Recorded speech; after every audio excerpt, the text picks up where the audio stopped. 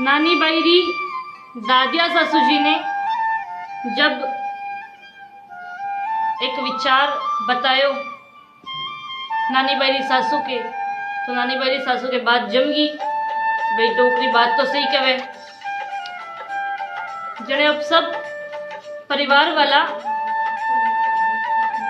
मायरे रो कागज लिखवा बैठ गया।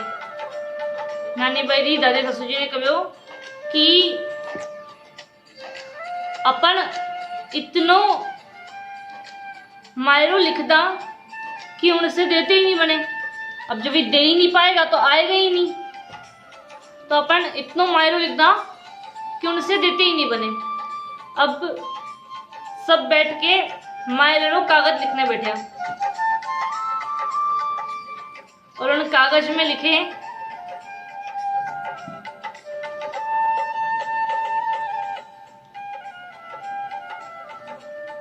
कि नरसी जीरी डीकरी जिनको नाम नानी बाई है,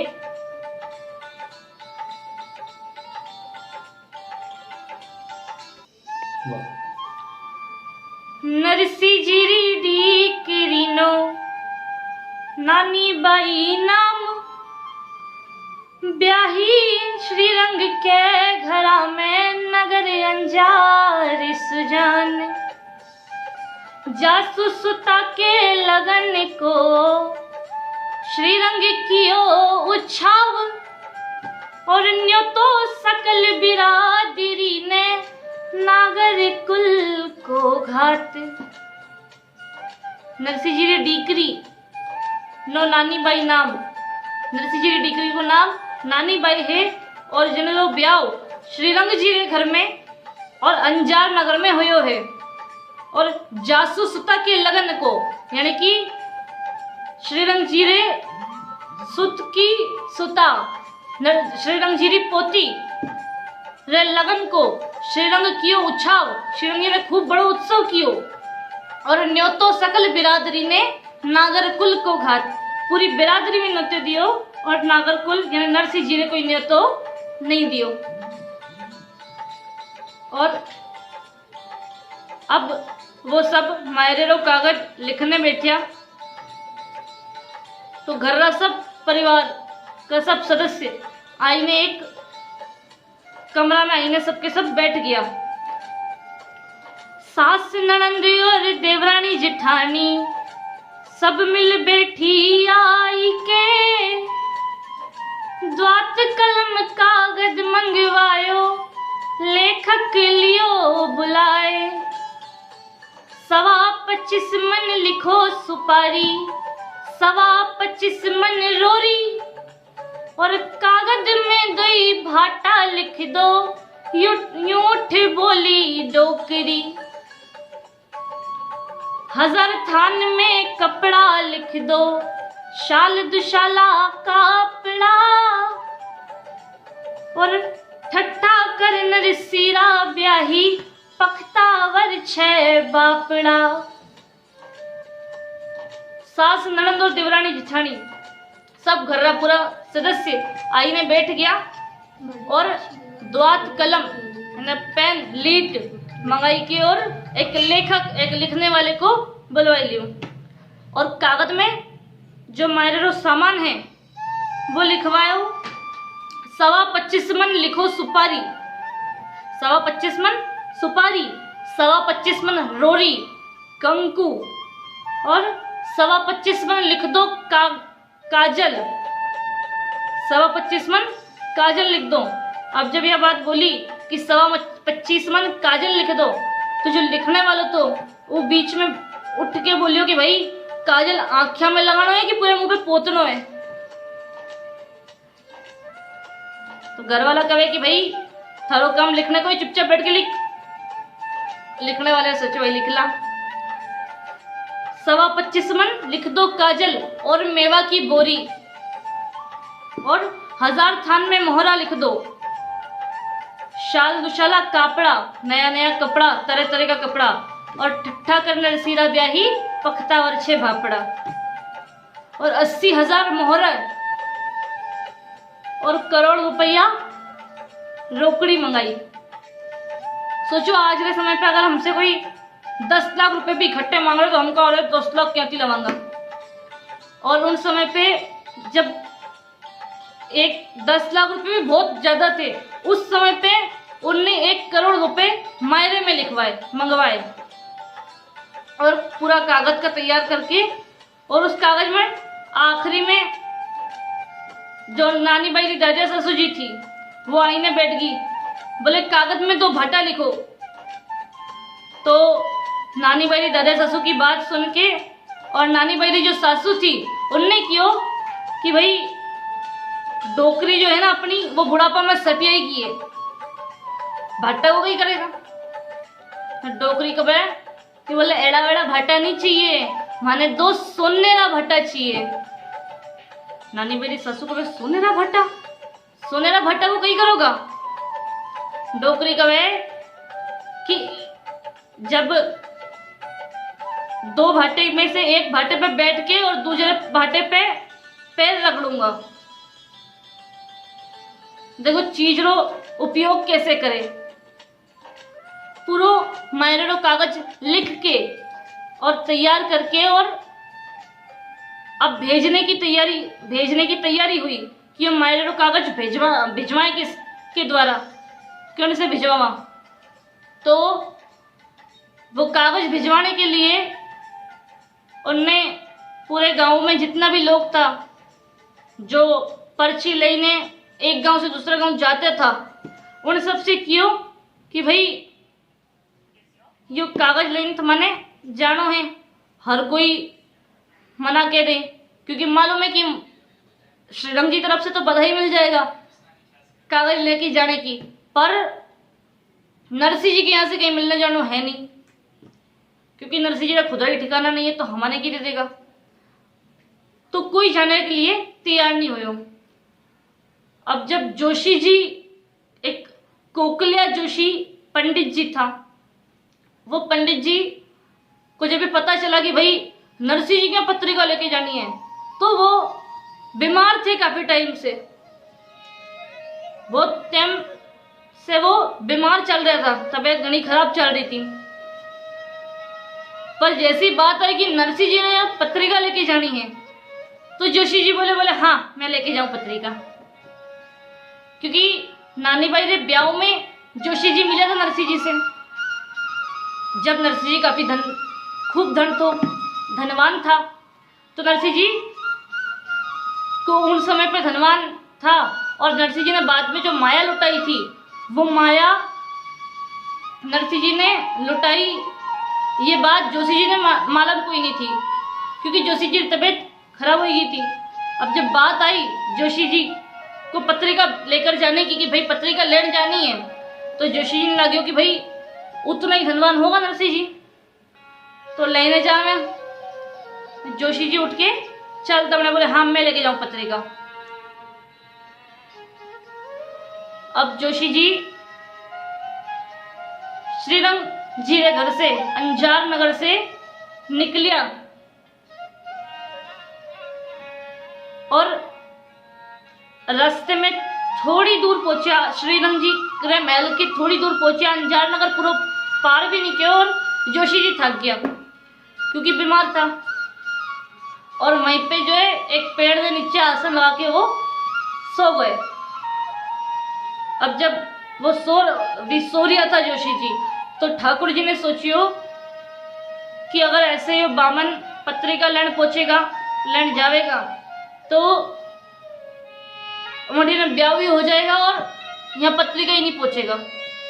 तो ठाकुर जी ने एक चमत्कार करियो, एक लीला करी, और जब बूढ़लो ब्राह्मण थाक्यो सुत्यो खूटी तान, तब आकाश सुआयो मारे ठाकुर रो विमान। बोलो सावरिया सेठ की जय हो। ऐसो बूढ़े ब्राह्मण ऊपर कियो उपकार, और क्षण में पहुंचायो जूनागढ़ रे बाजार। ठाकुर जी ने अपनी माया से एक पल में ब्राह्मण जेठी ने सूर्य था वहां से उठा के और जूनागढ़ के बाजार में ले जाके पहुंचा दियो।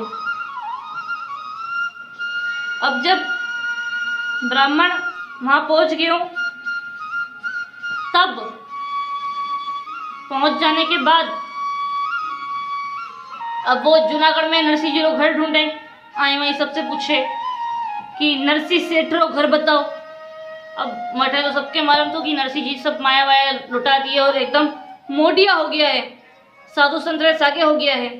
जब सबको मालूम पड़ गई थी कि नरसिंह जी मोडिया है, तो वो जन से भी पूछता कि मने बताओ नरसिंह सेठ रो घर मने बताओ, तो उनको कोई भी उन लोग घर बता तो नहीं। सब कहता कि हमने जाना कौन नरसिंह सेठ है, और उन लोग घर कोई नहीं बता। तो नरसिंह जी लोग घर को पता हो, कोई बता तो नहीं। जैसे तैसे पूछते पूछते पूछते पूछते और वो नरसिंह जी के घर पहुंचे।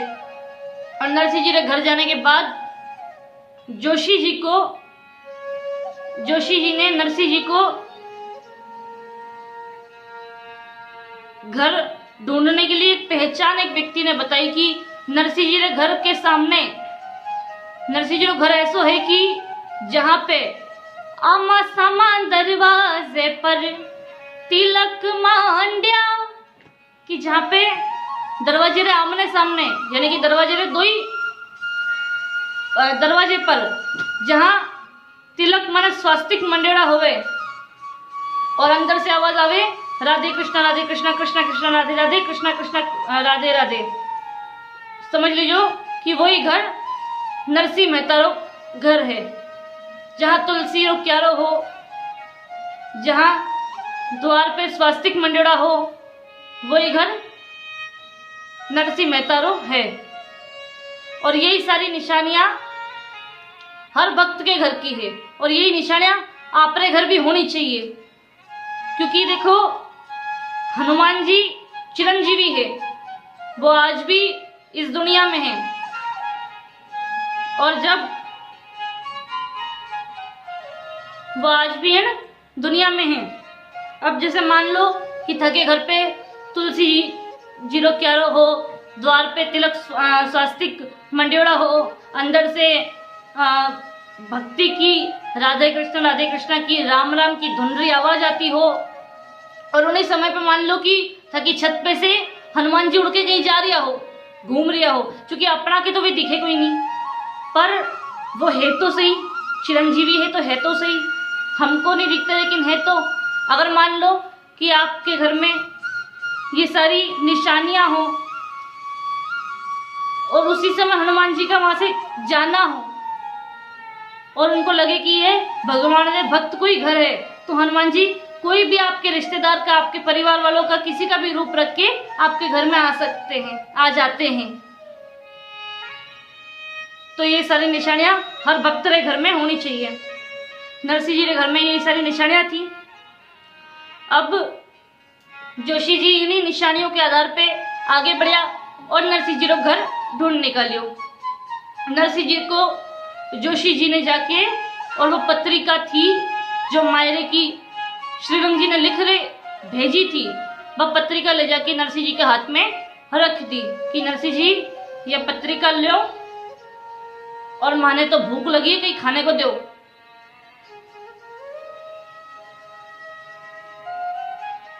माने भूख लग रही, कहीं खाने को दो। नरसिंह जी ने बोले कि भाई हमारे कन तो कुतरे खाने को ठिकाना नहीं है, और आपके लोग खाने को दो।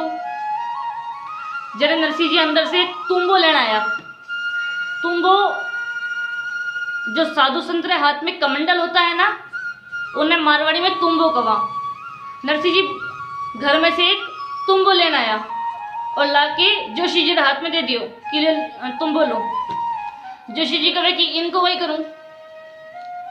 तब नरसिंह जी ने बोलियो कि भाई देखो ये तुम्बो लो, आके गाँव रे चक्कर लगा जाओ, और रोटी और सब्जी तो ही मांग के लेके आओ, और थे भी झीम लो और मने भी झीमा दो।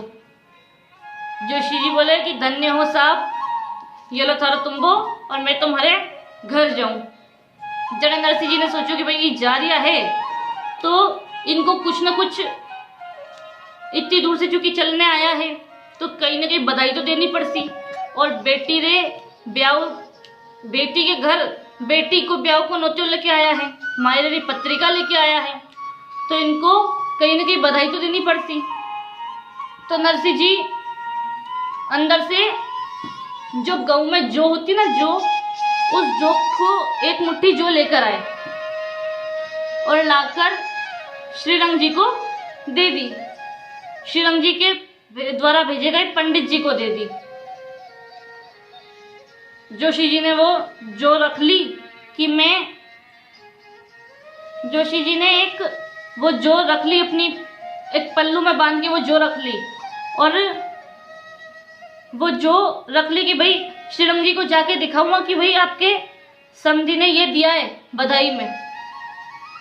अब जब उन्होंने जो बांध के रख ली और रास्ते में उन्होंने वो जो खोल के देखी तो वो जो सोने की हो गई ठाकुर जी की लीला से। अब जब वो जो सोने की हो गई तो जोशी जी की आंखें अभी खुली खुली रहेगी कि भाई कीने की चमत्कार तो है। फिर नरसिंह जी ने तो जोशी जी को 5 धड़ी जो दी थी। अब जोशी जी ने सोचो कि भाई इतनी सारी जो खा लेके जाऊं, इतना वजन रास्ते में कौन तोके, तो उन्होंने बाकी सारी जो तो फेंक दी, एक मुट्ठी जो रखी श्रीरंग जी को दिखाने के लिए।